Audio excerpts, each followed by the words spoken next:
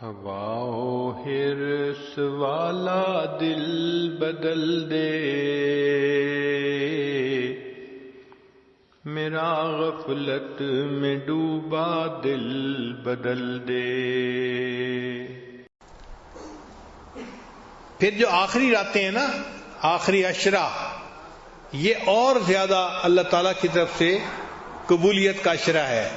اتقم من النار، حدیث پاک میں نبی صلی اللہ علیہ وسلم نے فرمایا کہ اللہ تعالیٰ بندوں کو جہنم سے بری فرما دیتے ہیں۔ ہم پورے سال میں ایک رمضان کے آخری عشرے کے 10 راتیں ہی صحیح کوشش کر لیں۔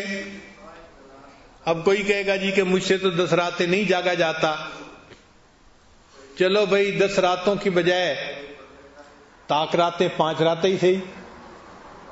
اب اللہ کو پانے کے لیے پورے سال میں صرف 5 راتیں ہیں، اور فرمایا کہ دیکھو وہ جو 5 راتیں ہیں نا، ان میں سے ایک رات ہے جس کو ہم نے لیلۃ القدر بنا دیا۔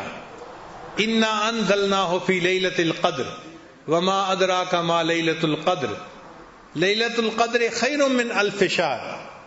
وہ جو لیلۃ القدر ہے 1000 مہینوں کی عبادت سے بہتر ہے۔ 1000 مہینوں کو اگر آپ جمع کریں کہ 12 مہینے کا 1 سال، تو یہ 80 سال سے زیادہ کی عبادت بنتی ہے۔ اور عجیب بات کہ اس امت کی عمریں 80 سال کم و بیش ہوں گی، بین 70 و 60، 60-70 کے درمیان۔ تو گویا اللہ تعالیٰ یہ فرمانا چاہتے ہیں کہ ہم اس رات میں بندے کی پوری زندگی کے گناہوں کو معاف فرما دیتے ہیں۔ تو ایک رات میں پوری زندگی کے گناہ معاف، یہ بھی اللہ تعالیٰ کی کتنی مہربانی ہے۔ اچھا، بعض دوست سوچتے ہیں کہ جی ہمیں کیا پتا لیلۃ القدر کب ہے؟ ہاں بھئی، پتہ تو کسی کو نہیں ہے، لیکن ہم اگر کوشش کریں تو ہم لیلۃ القدر میں عبادت کا درجہ پا سکتے ہیں۔ نبی علیہ السلام نے حدیث مبارکہ میں نشانیاں بھی بتائی ہیں۔ وہ ایسی رات ہے جبریل علیہ السلام فرشتوں کو لے کر نازل ہوتے ہیں، گلیوں کے موڑ کے اوپر جھنڈے لگا دیے جاتے ہیں، رحمتیں نازل ہوتی ہیں، اور یہ فرشتے دعا مانگنے والوں کی دعاؤں پر آمین کہتے ہیں، ان سے مصافحہ کرتے ہیں۔ کیسے نور کی رات ہوگی بھائی! لیکن ہمیں یہ نہیں پتا کہ وہ رات ہے کون سی، مگر اللہ تعالیٰ نے بندوں کو محروم بھی نہیں رہنے دیا، اشارہ کر دیا۔ ہم لوگ اسکول میں جب پڑھتے تھے نا، تو جب امتحان قریب آتے تھے تو اپنے ٹیچرز کے پاس جاتے تھے کہ سر ذرا اس پیپر کا گیس لگا دیں۔ اب گیس کیا ہوتا ہے کہ وہ اندازہ لگا دیتے ہیں کہ کون سا کویسچن آئے گا، کیونکہ ان کا تجربہ ہوتا ہے، تو واقعی ان کے گیس بڑے کامیاب ہوتے ہیں۔ خاص طور پہ ہمارے کچھ قریبی دوست ہیں، سارا سال دفتروں میں کام کرتے ہیں، اور جب وفاق کا امتحان ہوتا ہے تو 1-2 ہفتے پہلے ہمارے جامعہ میں آ جاتے ہیں، اور وہاں کے اساتذہ سے وہ گیس لگواتے ہیں کہ کون کون سے سوال آئیں گے، اور ان کو کہتے ہیں کہ ہمیں ان کی تیاری کر دو، اور اللہ کی شان کہ وہ تیاری کر کے امتحان دیتے ہیں، جدن پاس ہو جاتے ہیں۔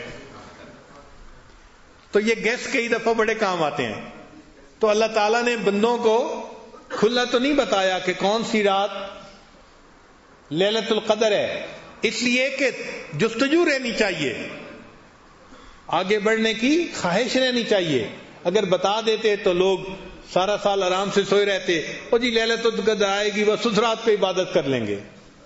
تو اللہ تعالیٰ نے چاہا کہ میرے بندے جستجو میں تو لگے رہے، مگر ایک اشارہ کر دیا۔ وہ اشارہ کیا کیا؟ فرمایا کہ تنزل الملائکۃ والروح فیہا باذن ربہم من کل امر سلام۔ وہ جو رات ہوتی ہے اس میں سلامتی نازل ہوتی ہے، رحمتیں نازل ہوتی ہیں، برکتیں نازل ہوتی ہیں۔ اب وہ 10 بجے برکتیں شروع ہوتی ہیں، 11 بجے شروع ہوتی ہیں، 12 بجے، ہمیں اس کا کوئی پتہ نہیں ہے، لیکن ایک بات پکی ہے، اللہ فرماتے ہیں حی حتی مطلع الفجر، یہ جو برکتیں نازل ہوتی ہیں جب بھی شروع ہوتی ہیں یہ مطلع فجر تک رہتی ہیں، یعنی سحری کا وقت ختم ہونے تک یہ رہتی ہیں۔ لہذا ایک دستور مل گیا، ہم ہر رات میں جب سحری کرنے کے لیے اٹھیں، وہ آخری لمحات ہوتے ہیں، تو ہم اس وقت 2-4 رکعت تہجد کے پڑھ کے دعا مانگیں اور سحری کریں، اور پھر سحری کوشش کریں کہ ہم وقت ختم ہونے سے آدھا گھنٹہ 20 منٹ پہلے ختم کر لیں. اور وہ جو سحری تک کا وقت ہے نا 15-20 منٹ کا، یہ بڑا قیمتی وقت ہے.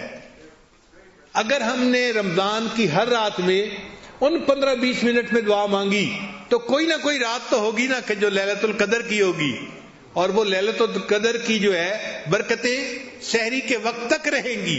تو ہمیں گویا لیلۃ القدر میں دعا مانگنے کا اور عبادت مانگنے کا ثواب مل جائے گا. تو اس طرح سے ہم لیلۃ القدر میں ثواب حاصل کر سکتے ہیں آسانی کے ساتھ. تو سحری اور افطاری کے یہ 2 اوقات بڑے قیمتی ہوتے ہیں.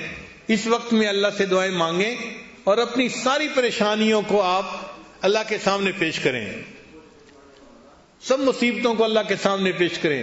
اللہ تعالیٰ مغیر الاحوال ہیں، وہ ساری پریشانیوں کو ختم بھی کر دیں گے، سب مصیبتوں سے نجات بھی عطا فرما دیں گے.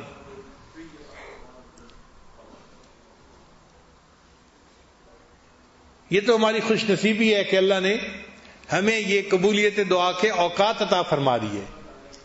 تو رمضان مبارک کے ان اوقات میں مرد بھی دعائیں مانگیں، عورتیں بھی دعائیں مانگیں. جب مانگیں گے نا تو آپ کا دل گواہی دے گا کہ دعائیں قبول ہوئیں اور اللہ تعالیٰ نے رحمت فرما دی. پھر آپ رمضان کے انتظار میں رہا کریں گے. جیسے نبی علیہ السلام رمضان کا انتظار فرماتے تھے نا، دعا مانگتے تھے اللہم بارک لنا فی رجب و شعبان وبلغنا رمضان. اے اللہ رجب اور شعبان میں برکتیں عطا فرما اور ہمیں بخیریت رمضان تک پہنچا.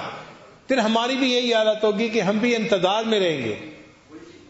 کتابوں میں لکھا ہے کہ ہمارے اکابر جب رمضان گزرتا تھا تو 6 مہینے تک رمضان کے اعمال کی قبولیت کی دعائیں کرتے رہتے تھے. اللہ رمضان میں جو تراویح پڑھی، تلاوت کی، روزے رکھے، ان کو قبول فرما. 6 مہینے تک قبولیت کی دعا مانگتے رہتے تھے. اور جب 6 مہینے گزر جاتے تھے تو اگلے 6 مہینے آنے والے رمضان کے بخیریت آنے کی دعائیں مانگتے رہتے تھے کہ اللہ ہمیں بخیریت رمضان تک پہنچا دے، اگلے رمضان تک پہنچا دے. یہ رمضان کا مہینہ اتنا برکتوں کا مہینہ ہے. تو دیکھیے سحری میں بھی دعائیں قبول، افطاری میں بھی دعائیں قبول. مومن کے تو مزے ہیں، اس کو کہتے ہیں 5 گھی میں اور سر کڑائی میں. لطف ہے، مزہ ہے مومن کا. بس احساس کرے کہ اللہ نے کیسا قیمتی وقت عطا کر دیا. میری فریاد سن لے میرے مولا، بنا لے اپنا بندہ دل بدل دے.